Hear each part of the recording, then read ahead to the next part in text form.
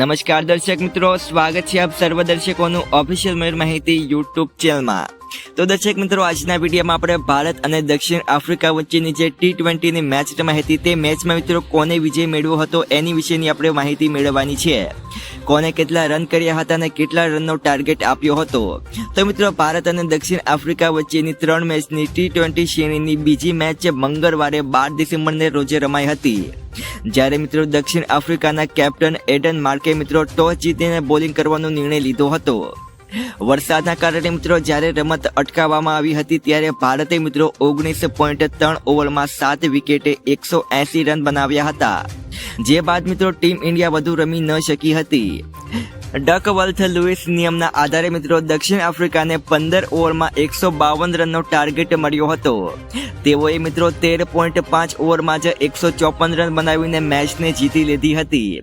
આ સાથે જ મિત્રો ભારત સામે દક્ષિણ આફ્રિકાએ મેચને પોતાના નામે કરી લીધી હતી અને 0-1 થી મેચને જીતી હતી।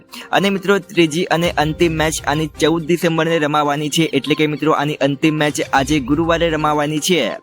રિંકુ સિંહે મિત્રો દક્ષિણ આફ્રિકા સામે પોતાની અડધી સદી પૂરી કરી લીધી હતી।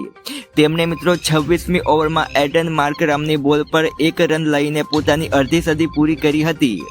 ભારતે મિત્રો 16 ઓવરમાં 5 વિકેટે 149 રન બનાવ્યા હતા। રિંકુ સિંહે મિત્રો 30 બોલમાં 50 રન અને રવિન્દ્ર જાડેજાએ 3 બોલમાં 6 રન બનાવીને અણનમ છે। આની સાથે જ મિત્રો દક્ષિણ આફ્રિકાએ ભારત સામે શાનદાર જીત મેળવી હતી અને મિત્રો આ T20 સિરીઝની મિત્રો ત્રીજી અને અંતિમ મેચ મિત્રો 14 તારીખે એટલે કે મિત્રો આજે ગુરુવારે રમાવાની છે। અને આ મેચ વિશેની પણ તમે સંપૂર્ણ માહિતી મેળવવા માંગતા હોય તો મિત્રો આપણી ઓફિશિયલ મયુર માહિતી યુટ્યુબ ચેનલને સબસ્ક્રાઇબ કરી નાખજો। તો મિત્રો આજના વિડીયોમાં આટલું જ, તો મળી આવતીકાલના નવા વિડીયોમાં।